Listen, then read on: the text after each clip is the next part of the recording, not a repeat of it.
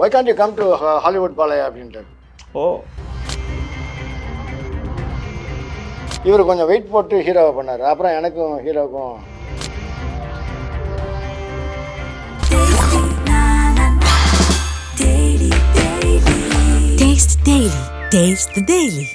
ஆனால் எங்களை தியேட்டருக்கு விட மாட்டேன்ட்டாங்க. பப்ளிக் வந்து அப்பாவை நிறைய திட்டிருக்கிறாங்க. ஃபுல் தமிழ்நாடு ட்ராவல் பண்ணியிருக்கிறேன். அப்போ சொல்லுவாங்க, அந்த காலத்தில் வந்து உங்கள் அப்பா வந்து டென்ட்டு கொட்டாயில் இது பண்ணும் மண்ணவாரி அடிப்பாங்க இல்லை அது கண்ணா பின்னான்னு. ஏன்னா அவரை அடிக்கிறதுக்கு ஒரு இது அவரை அந்த மாதிரி ஒன்று பிச்சு பிச்சு போட்டு வேண்டான்ற மாதிரி இதில் வச்சு இதுவும் போட்டு ஒரு மாதிரி மூஞ்சியை சுழிச்சிக்கிட்டு போவார். பின்னாடி போயிட்டு அப்படியே ஒரு மாதிரி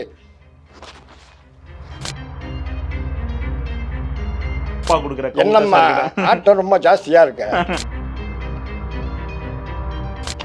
என்னடா இது இந்த மதுரைக்கு வந்த சோதனை.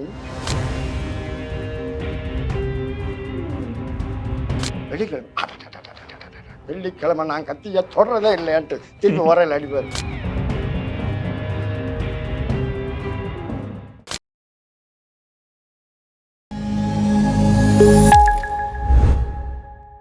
நகைச்சுவை, குணச்சித்திரம், ஹீரோ, கதாநாயகன் என பரிமாணத்தையும் ஒரு சேர கலக்கிய ஒரு நடிகர். DS பாலையா என்கிற திருநெல்வேலி சுப்பிரமணியம் பிள்ளை பாலையா என்கிற ஒரு நடிகர் தமிழ் சினிமாவை கலக்கியிருந்தார். அவர் பற்றிய பல்வேறு தகவல்களை நாம் இப்போது ஒரு முக்கியமான நபரிடம் கேட்டு தெரிந்து கொள்ளப் போகிறோம். அவருடைய மகனான ஜெய் பாலையா நம்மோடு இருக்கிறார். அவரிடம் பேசுவதற்கு நிறைய இருக்கின்றன, நாம் கேட்பதற்கும் நிறைய இருக்கின்றன. வணக்கம். வணக்கம் சார். சாருடைய சதி லீலாவதி அந்த படம் வந்து தமிழ் சினிமாவில் ரொம்ப முக்கியமான படம். அந்த படத்திலோட இயக்குனர் அவர் வந்து சொன்னப்போ no one can replace TS Balaiah அப்படின்னு சொன்னது வந்து இன்னமுமே சொல்லப்படுது. அது எந்த சமயத்தில் சொல்லப்பட்டது, எப்போ சொன்னது? அது சொல்லப்பட்டதுன்னா அந்த அந்த பிக்சரில் அவரோட எக்ஸ்பிரஷன்ஸ் வந்து வில்லனுக்கு இது இப்போ கேரக்டர் அவர் அந்த ஏஜ்லேயே ஃபஸ்ட்டு படத்துலேயே இவர் நல்லா பண்ணிட்டாரு.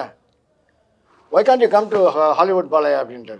ஓ, you better you can enter Hollywood and you can become a Hollywood star also அப்படின்னு சொன்னோன்னு வாய்ப்பு வந்தது இவருக்கு. அந்த தாய் நாடு அங்கே போயிட்டு எப்படி இருக்குன்னு சொல்ல முடியாது. இல்லை நான் வரலன்னு சொல்லிட்டு நல்ல வாய்ப்பு. அவர் எனக்குன்னு இது பண்ணால் நான் உங்களை கான்டாக்ட் பண்ணுறேன். ஹாலிவுட்டை மறுத்தார் வாய்ப்பை. மறுத்தார் அவர். அதான் அவருக்கு. ஏன்னா அவர் வந்து கிளார்க் கேபிள்னு ஒரு பெரிய ஆர்டிஸ்ட் இருந்தார் சார். அவர் தான் வந்து கான் வித் த விண்டுன்ற படம் ரொம்ப ஃபேமஸ்.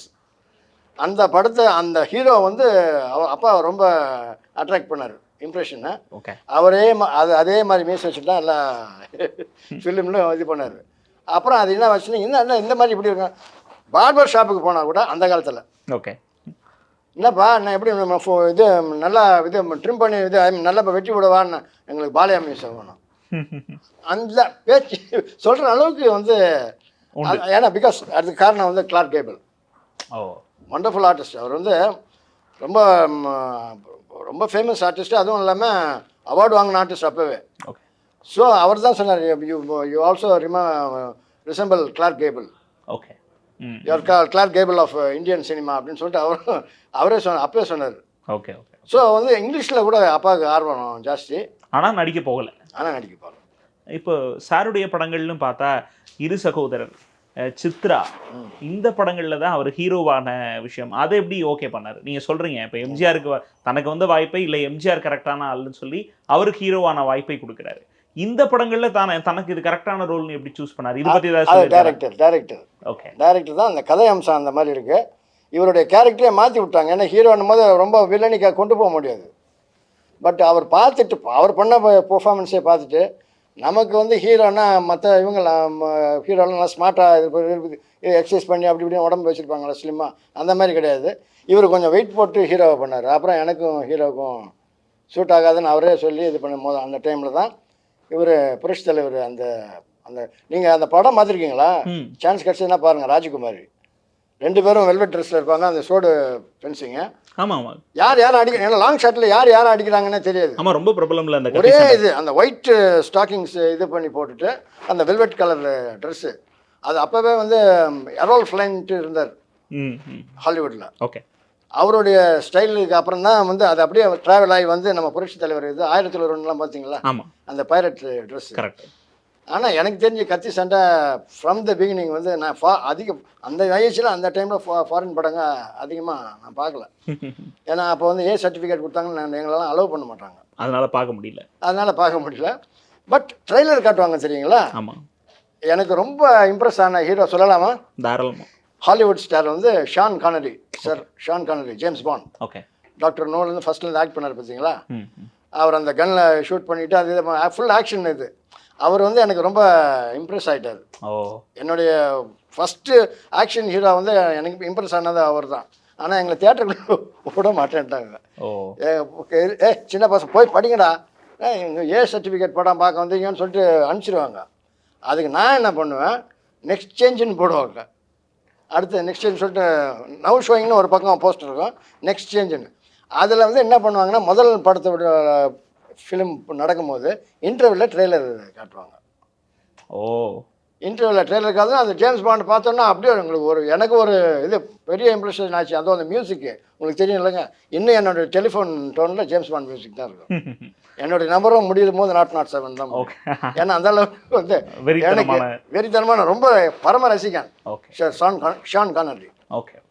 இப்போ சாருடைய டிஎஸ் பாலையா சார் அப்படின்னு பார்க்கும்போது சார், அவரை பற்றி ஒரு பெருமையாக சொல்லப்படுதுன்னு பார்த்தா தியாகராஜ பாகவதர், PU சின்னப்பா, எம்ஜிஆர், சிவாஜி அப்படின்னு கருப்பு வெள்ளையில் தொடங்கி கலர் வரைக்கும் இருந்த எல்லா சூப்பர் ஸ்டாருடனும் நடித்த ஒரு கலைஞராக பாலையா சார் இருந்திருக்காரு அப்படின்னு சொல்கிறாங்க. ஆமாங்க. அதை பற்றி அவங்க கூடலாம் ஒர்க் பண்ண எக்ஸ்பீரியன்ஸ் பற்றி என்ன ஷேர் பண்ணியிருக்காரு குடும்பத்துக்கிட்ட உங்ககிட்ட வந்து? இல்லை, எங்ககிட்ட வந்து நாங்கள் வந்து எங்களை ஃபுல்லாக வந்து ஃபாஸ்ட்டாக வந்து படிச்சுட்டு மறு வேலை பாருங்கள் அப்படின்வாங்க.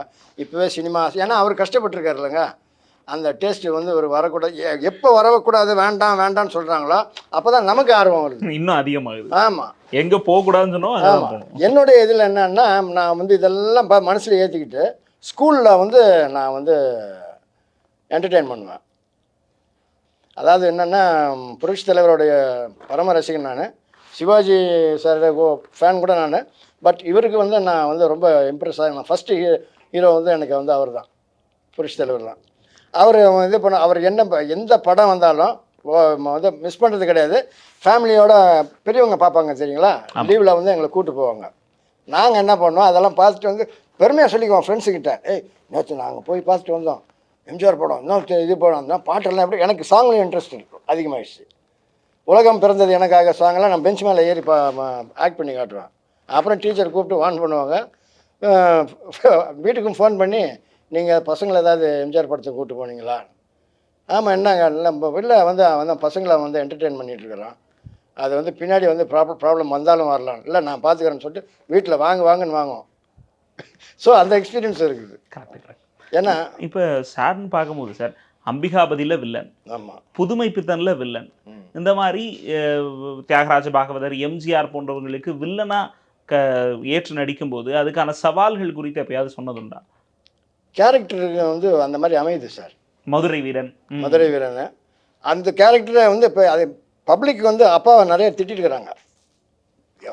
MK தியாகராஜ பாகவதர் காலத்துலேருந்து PU சின்னப்பா காலத்துலேருந்து KR ராமசிவனுடைய இது வில்லனாக பண்ணிகிட்டு இருந்ததுனால திட்டுவாங்க. அட பாவி, நீ நாசமாக போக.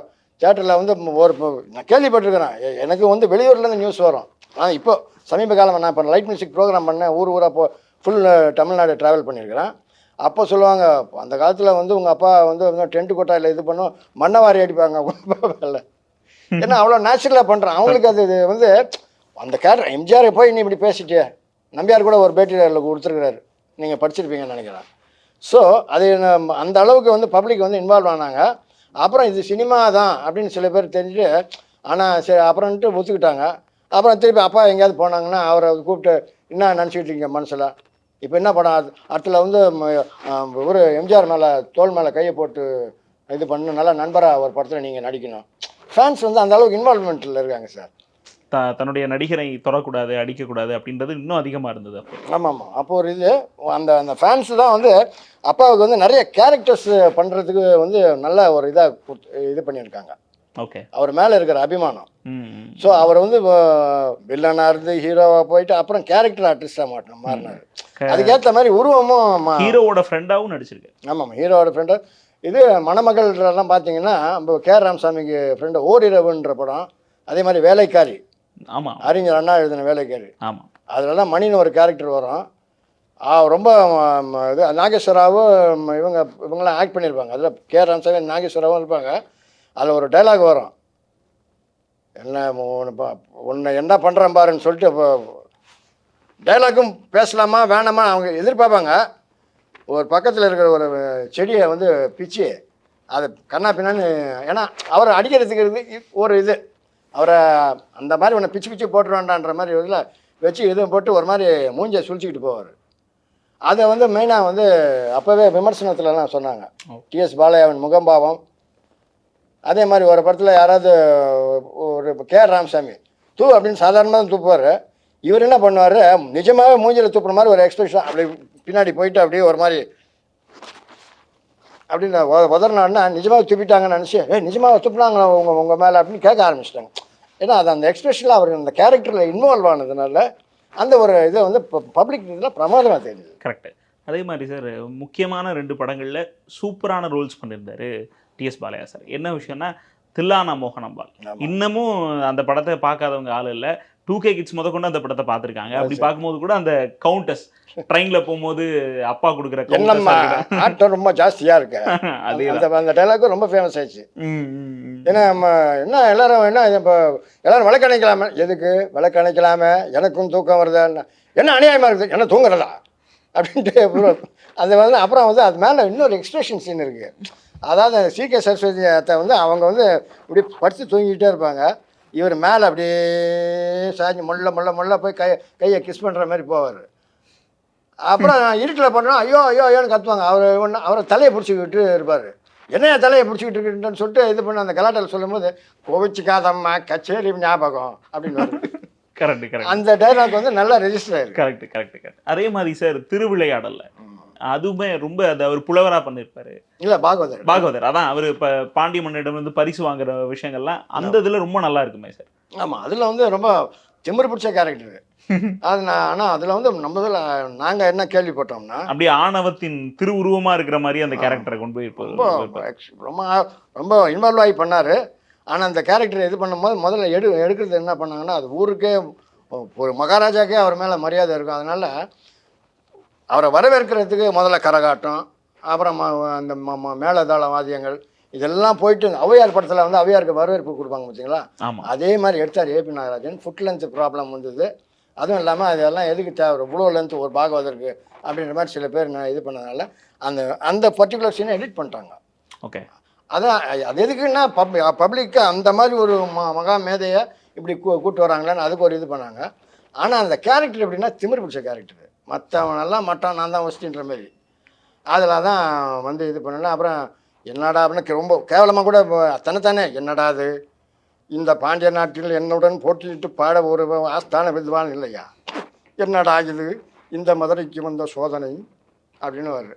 அந்த இதெல்லாம் நல்லா ரெஜிஸ்டர் ஆயிருக்கு. கரெக்ட். அதை அப்படியே நீங்கள் பண்ணி காட்டும் போது அப்பாவே பார்த்த மாதிரி இருக்கு. அது மாத்திரம் இல்லாமல் மதுரை வீரன் படத்தில் வந்து ரொம்ப தலைவரை வந்து ரொம்ப ஒரு மாதிரி மற்ற மாதிரி, ஏன்னா அவர் கைது பண்ணி கூப்பிட்டு வருவாங்க. பார்த்தாயாடா என்ன நடந்தது பார்த்தாயா, நீயா வந்து வசமாக மாட்டிக்கொண்டாய், உன்னை என்ன செய்கிறேன் பார் அப்படின்னா, என்னை இழுத்து வந்தது வந்து நீங்கள் அல்ல, என் தாய் பாசம்தான்.